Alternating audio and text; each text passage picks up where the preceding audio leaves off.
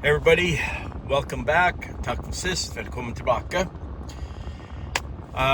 Today is not nearly as bad as far as the mugginess here in the Bay Area. It's been a much more pleasant day, can I say that, about work? Actually, I don't mind my work at all. I don't like to travel. I'm on the road a lot. Coming to an end here fairly soon. For sure, by the time I'm 65, I'm done. So that's 2.5 years. But hopefully in about a year. Anyway, subject for today, I was thinking about this country versus city living. And I'm not talking about comparing living in a city compared to living in a country. What I'm talking about, I hear this quite often, it always goes one way.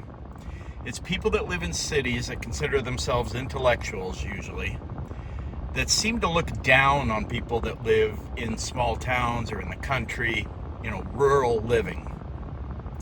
I've heard it a bunch. One guy who's really famous for doing this is Bill Maher. I kind of like Bill Maher. He's always been a liberal. He's always leaned quite a ways left. But a lot of people have drifted way more left from him. And so now a lot of people on the quote left see him as too conservative. He's not. Anyway, I like him. He seems like a reasonable guy. I don't agree with him on everything. I'm sure he wouldn't agree with me on everything. That's okay. Civil people can have discussions and disagree.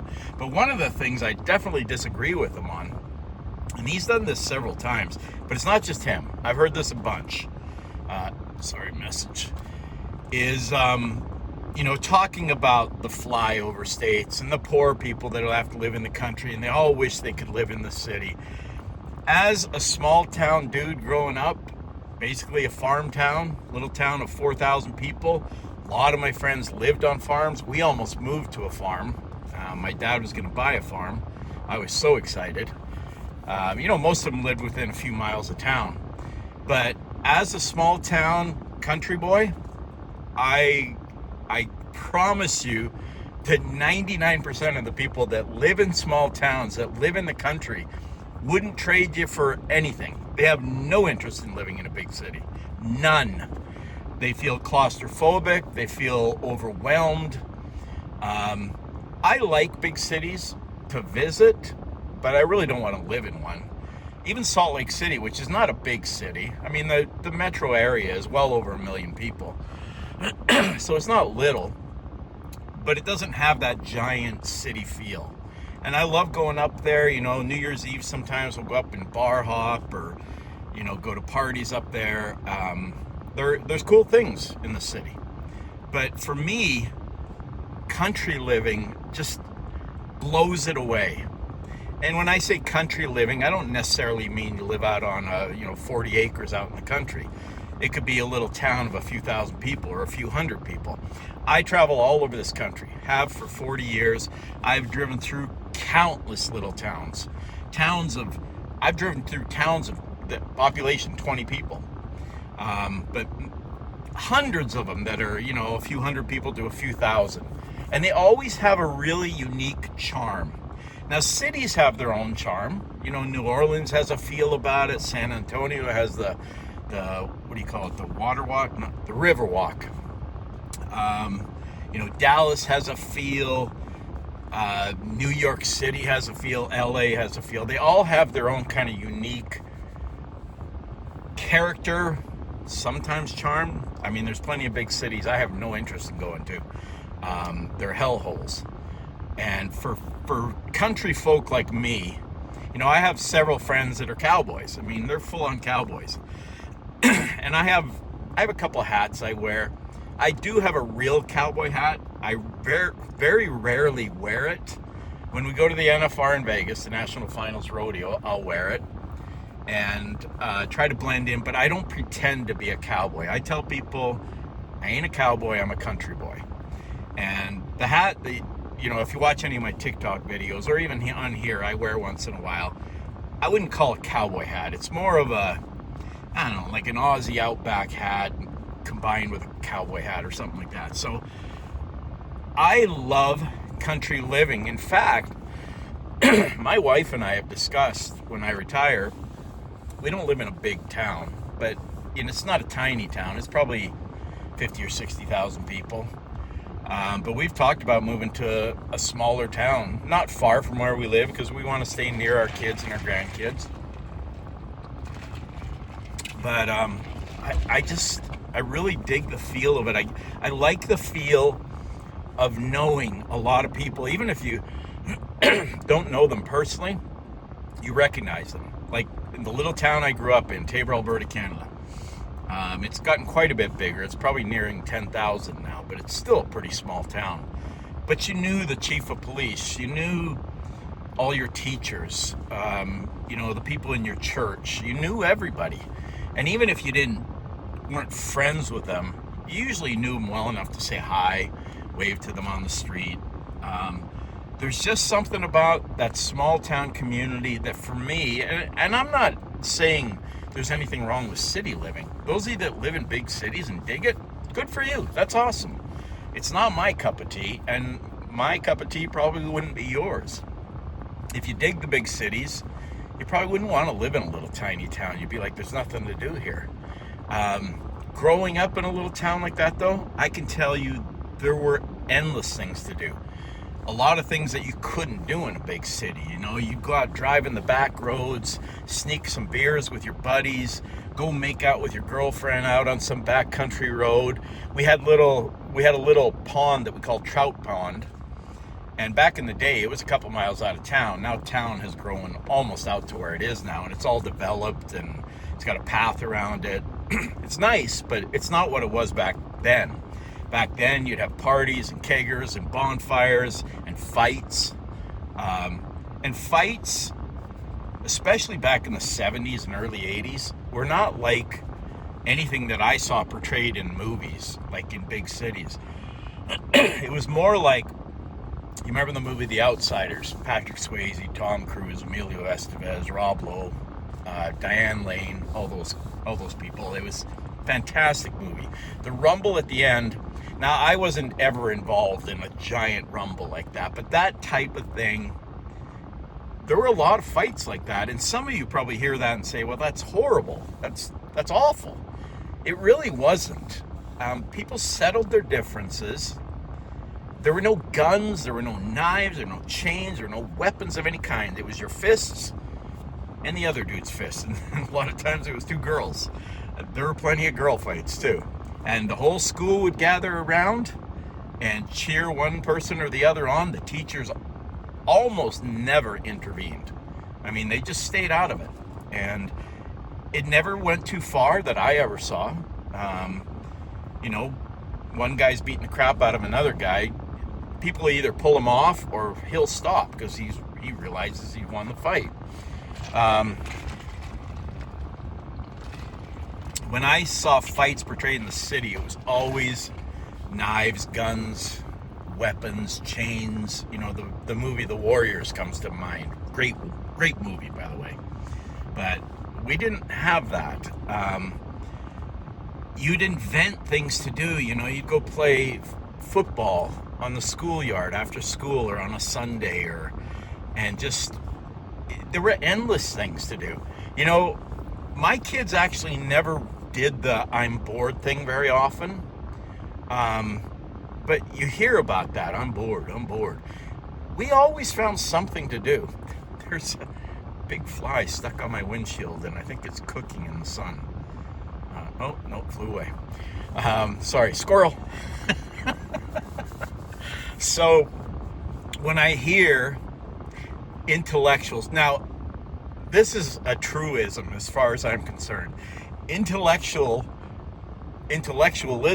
and wisdom don't always go hand in hand. I've known plenty of people that have degrees, are very intelligent people, but have no common sense, have no wisdom about the world, see things from such a skewed, crazy point of view, and are not willing to see anybody else's point of view. I get lots of pushback from y'all on some of my videos here. Not in a mean way. Most of you are very cool about it, and I enjoy it, and I interact with a bunch of it.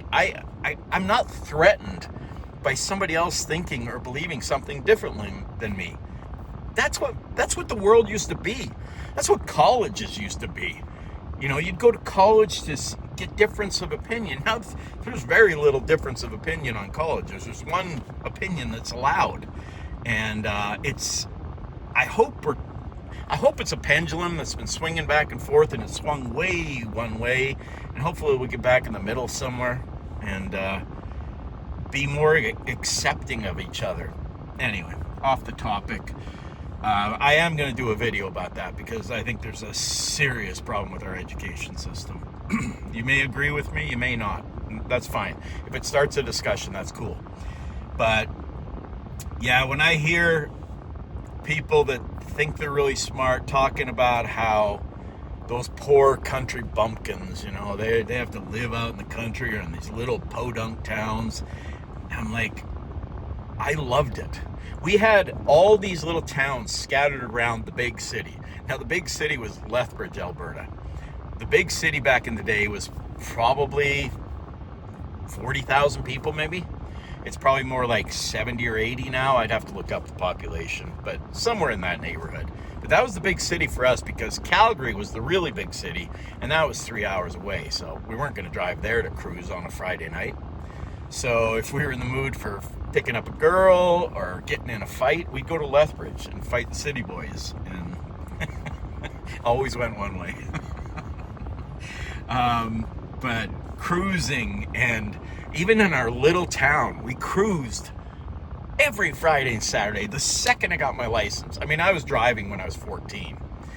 You could get a learner's permit, and you were technically allowed to drive with somebody who was 18 during daylight hours. Many of us just drove on our own at 14, especially on the farm roads. You know, the police were never out on the farm roads. So that's where you'd go drive and practice and race. But that's another thing we'd do. We had a section, west of town, marked off as the quarter mile. If you're familiar with car racing, a lot of times it's a quarter mile section that you mark off and you race it. And we would go out, it was on the edge of town. Back then it was a fair ways out of town. I mean, it was probably less than a mile, but to us it seemed like a long way out. And the town cops were never out there. The RCMP, the Royal Canadian Mounted Police, they're kind of like, highway patrol here. They're more of a national force, and they might be out there, but it was rare. So we would go out there and race our cars. I never had a super fast car. I had some buddies that had some really cool souped up, you know, late 60s, early 70s cars, 69 Malibu, 70 Chevy Nova, 71 El Camino, just badass cars with badass engines, Chevelle. I mean, just the coolest cars. But I had a friend who had a pretty cool, I think it was a 1970 or 71 Chevy pickup truck. And he had made it really nice. It was green. I was going to tell you his nickname, but I shouldn't probably do that. It's not bad. I just, he might not want me putting his name out there. But it was a fast truck. Had a 350 in it. I didn't have a fast car. And at the time I was about to go get my license. So I was driving my parents, Grand Safari, like 1976 Grand Safari station wagon. This would have been late 70s. So it was a 75 or 70. This was probably in 79. So a 75 or 76 station wagon with a 454 4-barrel in it. If you know what that is, you know what that is. Super powerful engine, but big boat of a car. So it takes a while to get going. But we decided to race each other. He thought he was just going to blow me away. He did blow me off the line. I mean, he just took off like a rocket, and I had to kind of get a slow start. But when those 4 barrels kicked in, maybe the last 20% of the quarter mile, I just blew right by him. It's one of my fond memories. Just another, country memory, and I know you race in cities too, but it's much more dangerous, much more likely to get busted. So I would love to hear some of your small town farming community stories. I know some friends of mine watch this that grew up in the same town that I grew up in. I mean, going down to Chin Lake, which was a reservoir. It's actually a river that kind of run, or an irrigation ditch that runs through, and then a huge section opens up and they flood it, and so it's a lake. And we used to go down to the bridge down there and jump off the bridge during the summer. And it just, there were endless things. You know, I've talked about water skiing on the irrigation ditches, going shooting with our 22s and our pellet guns when we were younger, hunting. I mean, just endless. I would not trade my country living upbringing for city living ever. And that's not me criticizing city living. Like I said, if you grew up in that and that's your thing and you dug it and you loved it, that's awesome.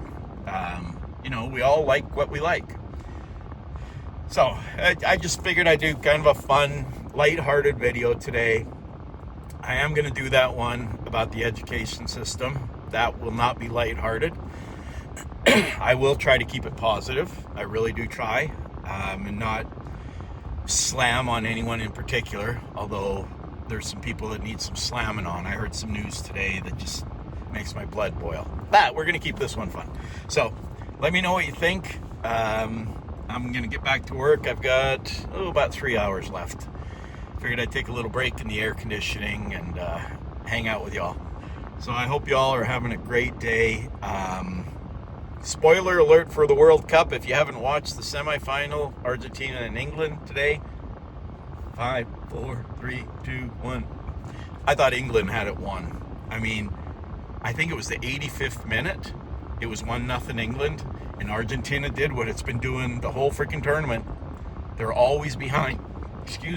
Always behind. Came back and won it 2-1. I was rooting for England. My son-in-law is a huge England fan. Since they beat us, Norway, I was rooting for them. I wanted them to win the whole thing. France got knocked out, who was a huge favorite. But anyway, I hope you all have a great day. Tack för denna gång. Vi snackas igen snart. Allt för Norge. And I appreciate watching, subscribing, sharing. I'm just having a blast doing this. So I hope you all have a beautiful day. Peace. Love.